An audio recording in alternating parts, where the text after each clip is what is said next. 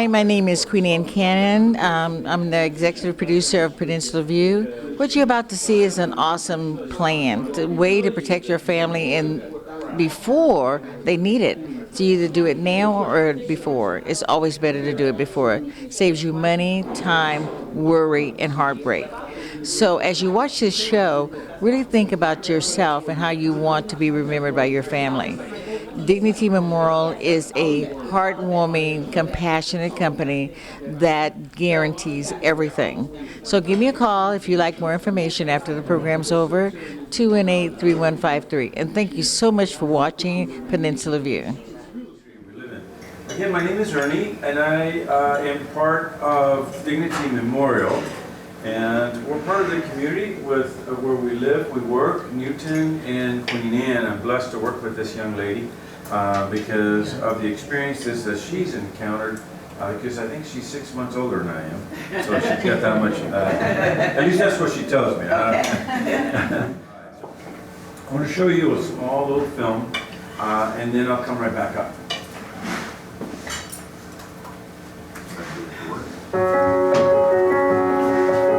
If I could give you one piece of advice, pre-plan. It is definitely the way to go. Pre-planning brings the peace of mind to the family at the time of need. It's like when you pre-plan for your retirement. Because of the pre-planning, we were able to go through and do the little things that were important to the family and not have to worry about the planning process. The only thing that I want my family to worry about is to be on time. With pre-planning, you get to bring every detail into it that you want. It gives you the opportunity to shine the way you want to shine. We could really concentrate on our mother's wishes, her memory that we wanted to let everybody see. This way it's not a sad time, it's a happy time. The casket background was a royal flush. She had a golf club in there, anything that she enjoyed. They won't have to worry about anything. It might even make them mad. They have no reason to argue, bigger, or anything. With my father's funeral, we didn't have a pre-planned arrangement in place.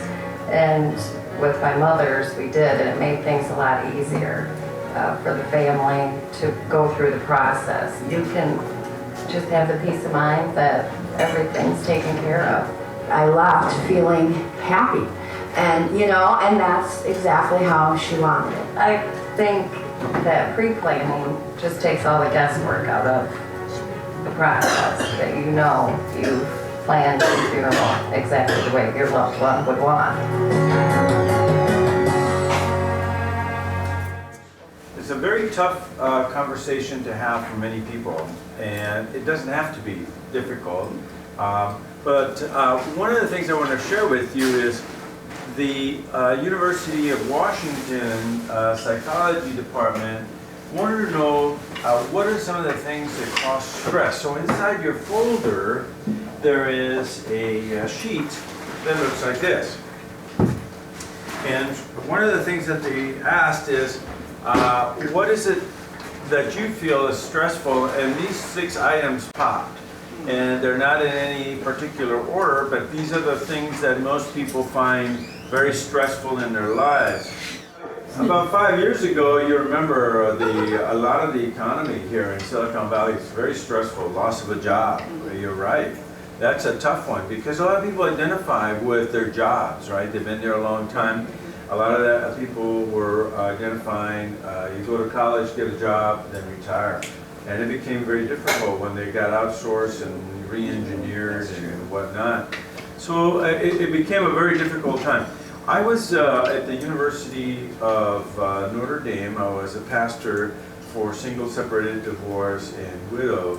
And one of the most difficult things that was brought to our attention was that it's very difficult when there's a death because you can't drive by and yell at the person, like you can on divorce. You drive by and say, "You idiot," But in a death, you have all these emotions that happen. You got anger and you got frustration, and you have guilt because you might have not said a kind word when you left, or you have unsaid things, and then you're feeling like you're left behind, and the other person deserved to live and not you.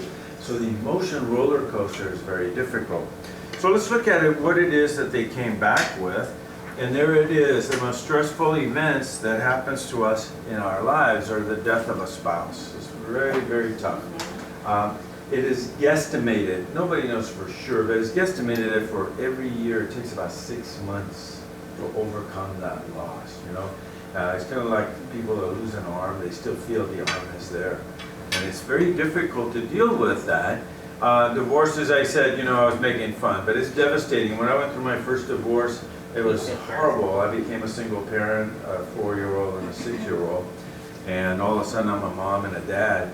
And a lot of people in the valley have a very difficult time with that because we were all sold, right? You marry your prince or your princess and it's for life. And then all of a sudden you have, life gets in the way and you have that. And as I said, sometimes it's a good thing, it's not a bad thing. Death of a family member, loss of a child especially. As Queen Anne mentioned, you know, her son passed. And I can tell you, you know, that's devastating for anybody. I cannot relate to it, I can only empathize, and I appreciate the fact that she's a partner with me to deliver that message, because we both then can deliver it differently to families. Personal injury or illness is another one that's very tough. I was injured a little bit, not major. I fell off the bar stool. No, I was kidding. But I'm a dancer, and for me, it's a trauma. If I can't go dancing at least once a week, you know, it's like a withdrawal.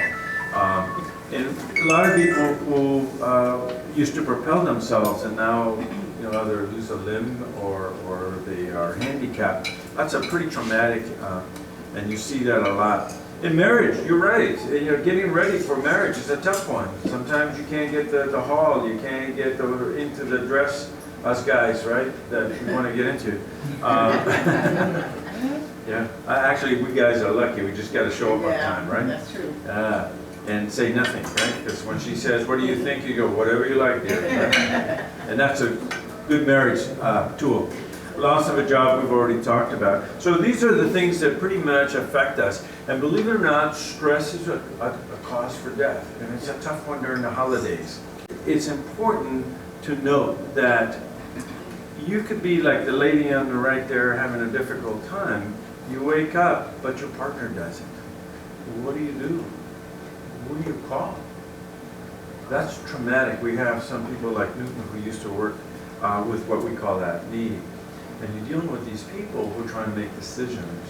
They have to make it immediately. And when you come into our funeral homes, we ask you, is it cremation that you're interested in, or is it burial? And then once a decision is made, then we say, how would you like to pay for it today? Because there's no payment plan at that point. Yeah. Yeah. You know, a lot of times people come in, for example, as we talked about, Silicon Valley has a lot of blended families. You know, second marriages, 25 years later, the husband dies, the wife makes a decision that he's going to wear a suit and tie, and the kids say, hey, wait a minute, my dad hated those things. Why not have him in a Tommy Bahama shirt? So she made a decision that affects this family that used to celebrate holidays and vacations together. Now they don't talk to one another.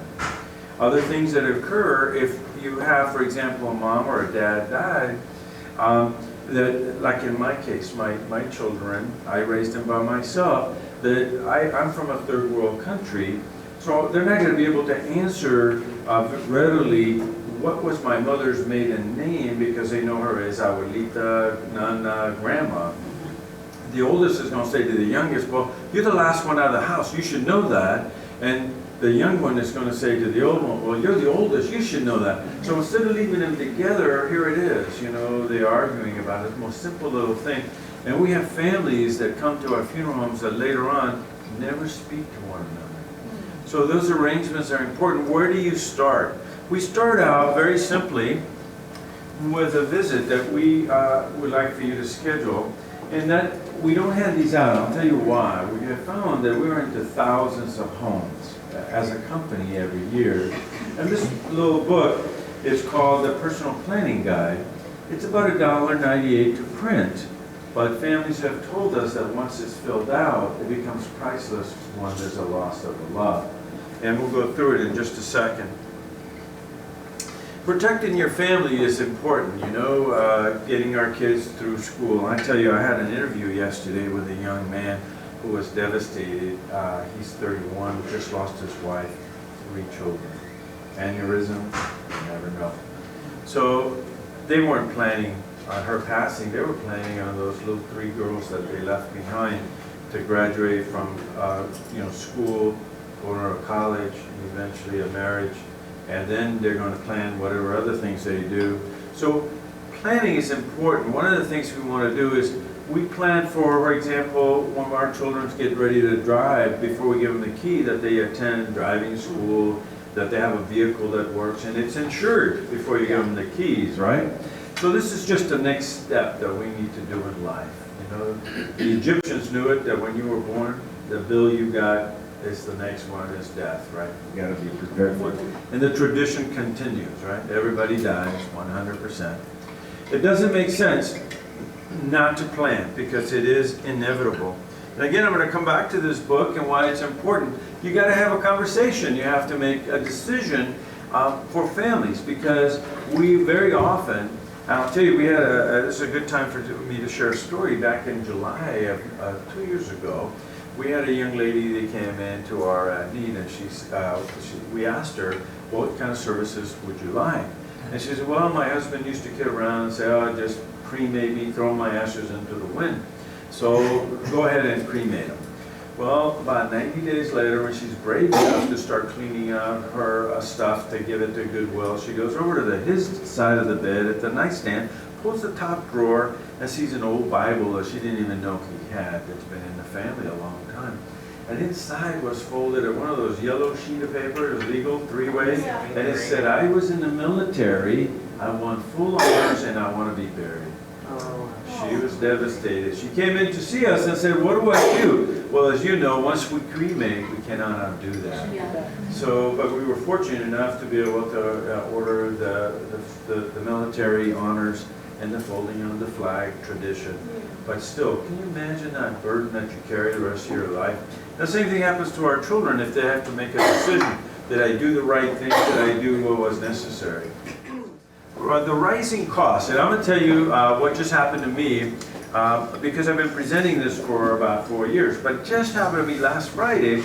I had a gentleman who called me and said, Ernie, I just moved out of the area, I no longer want to be buried, and I want to be cremated. Things have changed for me economically. He was a little older gentleman, you know, and I don't know if you guys heard yesterday in the news, I got good news for all you guys, and me too. The average is going to be, we're going to live to 100. Yes. The bummer is where's the money going to come from, right? So here's the thing. He said, Ernie, I bought a cemetery plot. I want you to see, you know, what kind of value, what's it cost you, and I can't remember what I paid for it. So I went through our records, which was all yellowed and everything. It was back in '68. He paid $218 for the plot, making $5 payments a month. Today, the same plot's $17,000. Isn't that crazy? Yeah. And so it's the rising costs that we got to worry about. It's not just the fact that it's going to cost more, it is a lot more. And since I've been there, I can tell you our average in the 4-year time started out about $6,000 average for a funeral. Now it's about $7,500 for just the funeral. That's not the hole in the ground or a niche on the wall for the ashes. Somebody said, hey, I want to have my ashes spread. Can you arrange for me? I said, it's $350. He said, what? Yeah, that's what it costs, because you have to be, was it 250 yards away from the ocean, or 500 yards away from the shore. So everything costs, everything. And it's rising continuously. So you want to prepare for it, and you want to talk about it with the family. And one of the things that you definitely want to do is make it easy on yourself. Here's a table of contents, and it tells you what's inside. So, because I don't know, like you guys, I put my keys in the wrong spot and I go crazy. I've even done, I don't know if you guys will laugh at me, but I've looked for my glasses, I get in the shower, and then all there they are, right? Yeah. Has that ever happened to you guys? Yeah. Oh, thank God, I thought it was just me. Thank you. All right, so, and so you can imagine how traumatic it can be trying to figure things out. Here it is. So, as I mentioned to you, one of the questions they're going to ask is, you know, where was I born? What was my mother's maiden name? And what city was she born? Well, my children know her, as I said, as Grandma and Nana.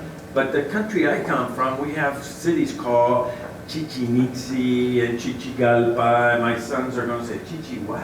You know, then I got to remember, then I got to know. So it's written down. They can just tear it off, give it to the people they need to give. And so the other thing is, I had an incident that happened to me. As I said, I've been dancing for several years, and I've made several friends that we keep in touch. And some of you guys have that, where, for example, on your phone, I left my phone somewhere? Oh, there it is. We're 7 minutes away from, they said, no, 7 inches now from our phones. But I have about 2,600 numbers on here. So if I were to pass, my kids and I don't know who to call. So what you want to do is you want to record on here and say, in case something does happen to me, call these people. I happened to call last March. I called and I wanted to talk to Ronnie because just catching up, right? And I called up and I said, Phyllis, it's Ernie. How is Ronnie? And there was silence. Then I knew. I opened a wound. She was trying to get on and people are calling because I wasn't notified. She wasn't thinking of calling me, and his kids weren't going to know me because I just, you know, we dance together and everybody goes home differently. Same kind of thing happens when somebody passes. If you don't let the dentist know, all of a sudden, hey, your dad's going to have his teeth cleaned. Well, he died 3 months ago, you know. Or even worse than today with the power of the internet.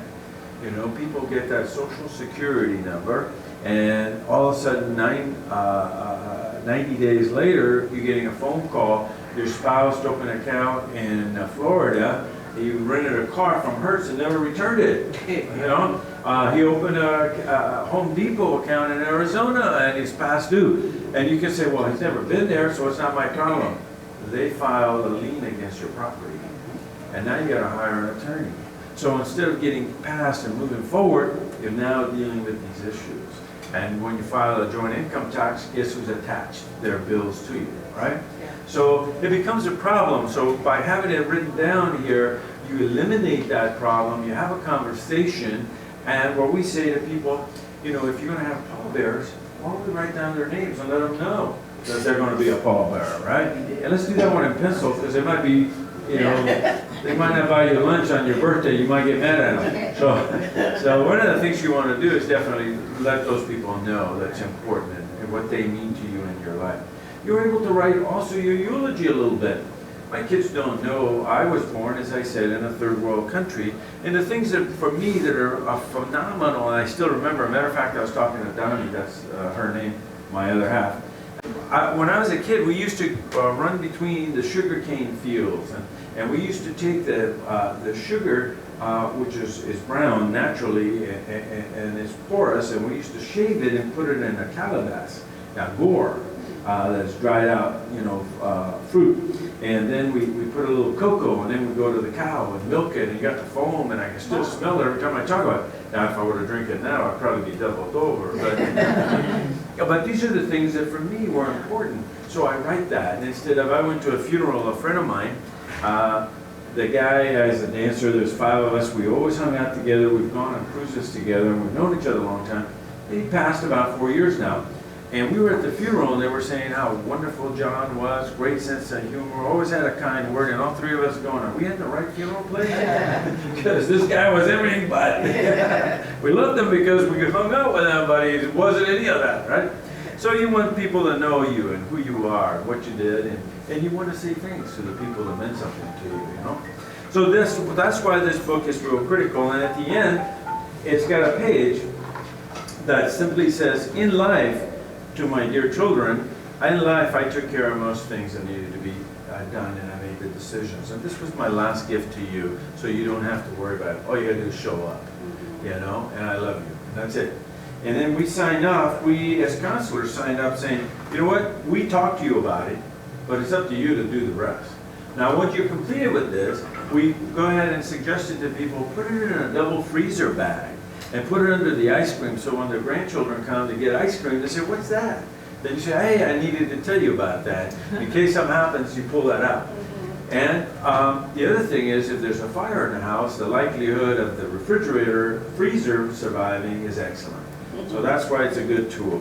One of the other things I want to share with you is right here. You got to have a strategy. First of all, you got to have a dialogue. You got to reflect and say, hey, you know what? I'm at that point in my life where I'm complete. How I ended up, and the question was asked to me, Ernie, how did you end up in this business? I was 35 years into banking. It's because my mother had colon cancer. And praise the good Lord, she survived, but the medication fried her brain. And her memory is like, you know, the short time memory's all gone. She can't remember. She's been to both my son's weddings, and she's a great grandmother. I have to remind her, show her pictures. Yeah. But you know, she's got a great smile. She's a lovely lady, and she was a single parent, which has been my model and my hero, if you will. And so we sit down and we write these things down and say, take care of these things. So I took 3 years off to reflect and spend time with her, and I still have her, and hopefully I'll see her later on after we finish here today. But we have it recorded, and then we want to sponsor it, we want to support it, we want to put some money aside a little bit. I'll share with you how important that is.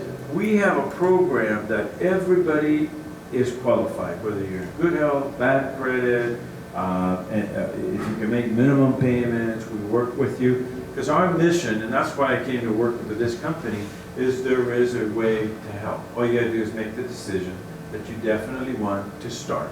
And we can work with you. We can have you have it financed. You can pay it all up front. You can pay it monthly. You can make it, when you win that lotto ticket, pay it off and take me on a trip with you. And then you want to share it with your family. You want to let them know what it is you want and how you want it. Because there's nothing worse than walking around trying to make a decision. The other thing that happens with children is, you know, when they show up to at the funeral, at need, unprepared, uninformed, they overbuy. Well, you know, I felt guilty. I didn't visit mom as often. So they spend more money. And then the decisions between brothers and sisters, well, you got the job, I'll pay you later, you know, you pay most of it. Or, hey, you know, you got a business, so you pay all of it and I'll pay you as we go. Or you pay $1,000 and we'll pay $500. And then the couple that has to pay the $1,000, the wife says, why are we paying $1,000? I didn't even like your mother when she was alive, you know? And then so all that stuff happens, and it's instead of being together, everybody's agreeing to disagree.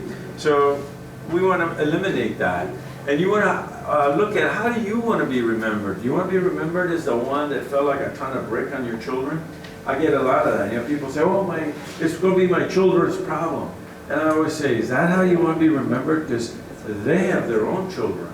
I had a gentleman that says, oh, my son's going to take care of it. I said, how much is he putting away a month? And he goes, are you kidding? I got to pay his car payment. And so I said, well, where's he going to get the money then? And how often have we driven down the road and we see on Monterey Road, car wash, and people asking for money. I was at one of the grocery stores here. I'm not going to tell you it's on Willow and what's the other street that goes to Almaden, right? I'm not going to say it. Okay, so there's a grocery store there. And I went inside and I saw these two people and I thought, I introduced myself, and she had a picture of her husband and she had a little box containing, please help to donate to bury my husband. Mm-hmm. You know, that's got to be painful. Not only that you have the loss, but now you got that, you know, burden of the cash. So planning ahead is very important. And what should the service look like? Do you want flowers? Do you want an open casket? Do you want a viewing? Do you want to be at the church? Do you want a ceremony? A lot of people say, oh, you know, forget it. You know, once I die, I'm gone. It's not about you. You're gone. It's about your children. How do they remember? How do they reflect? When they lose a child, or they lose a job, or they go through a divorce or a catastrophe, they are definitely connected. I have two sons, as I mentioned to you, and I raised them by myself. I can tell you, my youngest son has already said, Dad, there's no way you're not going to have a place that I can go visit because I need you. You are my rock. That's a good compliment for me. That means I left a good legacy and a good heritage. I did my job, but I also know it's not about me at that point. It's about him. And so the other guy doesn't matter. He says, hey, Dad, I got you up here. You know? Some people can do that. Yeah. Right? Do you, you want to be buried, you want to be cremated, and again, that celebration in today's economy is causing people to be cremated. What's the difference between the two? It's a choice, and we sit down with you and see how we can make that work for you. Okay? So we're going to continue, and we're almost done. Why, why should I have a spot? And as I said, some people need to reflect. I'm one of those that I need to go and say thank you. Just like, when I'm grateful for something, I stop and I might say the Lord's Prayer. And every time I go down here to the cathedral at San Jose, which is just 2 blocks, I stop, I park, and I go in. And I say thank you for being blessed, just to be able to walk and propel myself at my age. And the last thing that we want to do is give tribute to those things, to those people that we acknowledge for us for being here. And today we know that one of the biggest websites is Match.com, right? Meet somebody, or genealogy. Where do I come from? And who am I? How did I get here? And so we know that that's important. That's why a lot of people want to leave a mark where they can be found so that their loved ones can come. We want to eliminate the guesswork. I cannot overemphasize that. We want to definitely communicate that. We want to record it. That's why that planning guide is critical. And we want to sit down with you, share with that, and you can set an appointment with Queen Anne, or we have my amigo, Newton. I love that name. Isaac Newton was one of my people I respect greatly. So when I met Newton, I said, whoa, reincarnated. So use your Dignity Memorial Personal Planning Guide. So it's recorded, and that's what we want to do. Sit down with you, because each of us are individual in what we like and what we appreciate and how we want to be celebrated. Support the plan. Put some money in it. Get it started. We have plans that if you make the first payment, you cross the street, bus hits you, or turns over like it did, was it last week, that poor lady came all the way from the Philippines and took the bus, and the bus turned over and died right here. If she would have made the first payment, the whole payment of the funeral was paid for. Isn't that amazing? Yeah. And we have a program that's phenomenal that, like myself, I'm very proud. My oldest grandchild, I have 4, it just turned 4 2 days ago. My oldest, and because my 2 boys have 2 boys, all 6 months apart. They do everything together, about 6 months apart. So, because of with the size that we are, we have the ability to provide to our customers a service that's called child and grandchild protection. What that entails is, the service that I buy for myself is provided to my grandchildren from birth to 21, as long as they're not married, or children, not that I'm looking for any when I get home, but from birth to 21, as long as they're not married, they're also protected, so you don't have to pay for that. So as a responsible granddad, I took care of making sure that I had my service done, so my children were protected from birth to 21, but more importantly, my grandchildren from birth to 21. And I can tell you, we just had a death, you guys read about it, 2-year-old, was it 3 days ago, right? Real sad story here in San Jose. Convenient payment terms, as I said, we have a payment term for everybody. It can be monthly, could spread out 3-year, 5-year, and we in some cases have 10-year availability. So, and if not, we have the old, some of us are old enough to remember the layaway plan, right? So inform your loved ones what your wishes are, especially if it's written, then that way they don't argue about it. Keep the copies, as we said, in a cabinet. They're saying at home in a safe. I shared with you in a freezer. It's a lot easier. Let your loved ones know where your documents are. Have that conversation so they don't have to argue or fight about it. Yeah. Provide your family with peace of mind so that way they don't have to worry about that. They got enough problems going on in their own lives without having to figure out what do they do for you, right? Or like your brother, your sister, you don't want them to be accountable for you if they're the ones. My brother, for example, he can't remember that we're having a 3 o'clock event because he'll show up at 7. So if that guy had to worry about my funeral, I'd still be in the freezer 6 months later, right? All right. The other thing that we want to do is we want to talk about if you went to another provider, why should it come to you? Then we're saying to you, look for some of the things that are, so you can have a comparable. All of us shop, what do they call consumer shopping, right? You Consumers Digest, they compare this with that. so that you're on a par. We're guided by J.D. Powers, and J.D. Powers is an organization that checks all industries throughout the United States from 1 to 100, and we happen to be ranked among the top tier as a funeral service providers because of the name itself, dignity. We respect everyone to the extent that if you're not satisfied with a particular service that we're doing, give us the opportunity to correct it, 100% will do it. Highest standards of service, as we just talked about, 100%. Nationwide network. What that simply means is we're very nomadic in the country right now. If we're in California, we want to move to Arizona or to New Mexico where it's a little warmer, or to settle with our children in Iowa or wherever, we can transfer the service to one of our other locations because we have 8 states or 8 provinces in Canada, and we are in the United States. We're the largest throughout the United States, and including Hawaii and in Puerto Rico. So you don't have to sell what you have. It's transferable like for like, comparable property. It's not going to be the same. It's because you're not going to take the plot here and move it, right? But you can take the same service quality at the same standard. Bereavement travel is something that a lot of us don't appreciate, but I'll tell you what that is there's an 800 number all the family can call, and they will take care of getting the best prices for airfare and getting the rents of cars. They do all the logistics for hotels so that you don't have a family member running to San Jose Airport, Oakland Airport, San Francisco Airport, trying to get them to come down, figuring out the baggages and all that. They do all of that. And they do it at a bereavement price, so there's a discounts wherever possible.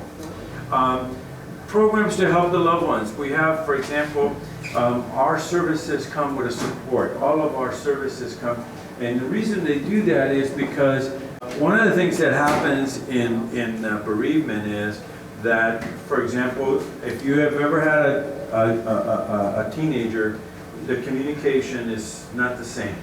And so when you're dealing with pain, different people deal differently. Especially us macho dudes at 2 in the morning, if we lose a loved one, I'm going to call my son and I'm going to say, hey, can I talk to you? I'm having a hard time. And he's going to say, Dad, I got to work. Can you call me at 6 o'clock tonight? I'll be home. But now it's my heart is pounding off my chest. So instead of having that dialogue, you're going to call a bereavement specialist, a person that has been educated in the field, and you're going to talk to an actual person. And some people have a difficult time in articulating verbally, so you can even do it by email. And if you pair up with somebody that you have a good dialogue with, you can ask for that person and they will contact you back for 13 months.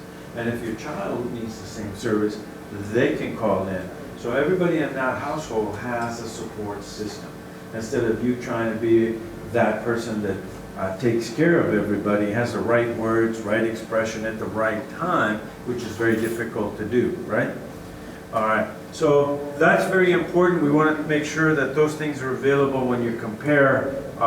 Should I go with Dignity Memorial, or should I compare with other services that are available? So again, we are the largest funeral service provider. It says 2,100, but we have grown since. We are controlled by 3 different ways. Our licenses are controlled by the state of California because we have a life insurance license. So the state commissioner we have to comply with. We have a cemetery license, which also the state of California cemetery commissioner. And then we're also controlled by the FCC because we're a publicly held company. So the ethics for us is very strong, and everybody that joins our organization has a very extensive background check. We support the community where we live. We live here in San Jose.